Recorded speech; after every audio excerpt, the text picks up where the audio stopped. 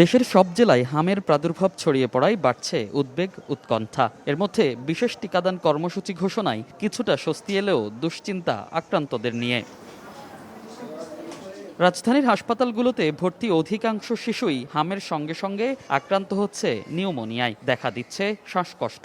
এতে কষ্ট বাড়ছে শিশুদের। সেই সঙ্গে সঠিক তথ্য না জানায় হাসপাতাল ঘুরে অবস্থা আরও খারাপ হচ্ছে বলে জানান অভিভাবকরা। ঢাকা শিশুতে ওখানে বলে এখানে ভর্তি নেবে না, তারপরে আসলাম সরার দিতে, এখানেও রাখলো না।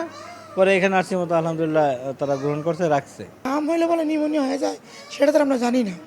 মানে এক্সরে করার পর দেখলাম যার নিউমোনিয়া হয়েছে, ইনফেকশন ভিতরে রয়ে গেছে। হামে নতুন করে আক্রান্ত হচ্ছে নবজাতক থেকে শুরু করে 6 মাসের কম বয়সী শিশুরাও। এতে আরও আতঙ্ক বাড়ছে অভিভাবকদের। 5 মাস 15 দিন বয়সের বাচ্চাদের যদি হাম রোগ দেখা দেয়, হামের টিকা তো 5 মাসের আগে কোনো বাচ্চার হামের টিকা নেওয়া যায় না, 6 মাস 7 মাসের পরে।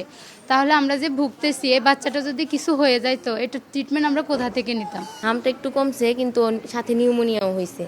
নিউমোনিয়া হওয়ার কারণে দুশ্চিন্তাটা একটু বেশি, একই সাথে দুইটা রোগ। হামের দ্রুত ছড়িয়ে যাওয়াকে মহামারী উল্লেখ করে জনস্বাস্থ্য বিশেষজ্ঞরা বলছেন, শুধু টিকা কার্যক্রমে সীমাবদ্ধ থাকলে সংকট মোকাবেলা সহজ হবে না। প্রাদুর্ভাব কমাতে বেশ কিছু পরামর্শ এই বিশেষজ্ঞের। একই ওয়ার্ডে হাম এবং অন্যান্য রোগে আক্রান্তদের রাখা যাবে না, তাদের আলাদা ওয়ার্ডে দিতে হবে। এছাড়াও আমাদের দেখতে হবে যে ছোট বাচ্চাদের আমরা যাতে আর বাইরে না নেই, লোকের মধ্যে না নেই, কিংবা প্রয়োজনে যেমন শিশু শিক্ষা ক্লাস যেগুলো আছে বা এই ধরনের যে খুব ছোট বাচ্চা যেখানে যায়, কিংবা ডে কেয়ার সেন্টার, এগুলো প্রয়োজনে ওখানে না যেতে দেয়া, কেননা এগুলোর মাধ্যমে এটা ছড়াবে বেশি। রাজধানীর সংক্রামক ব্যাধি হাসপাতালে 24 ঘন্টায় নতুন করে ভর্তি হয়েছে হামে আক্রান্ত 9 রোগী। আর হামের উপসর্গ নিয়ে মারা গেছে এক শিশু।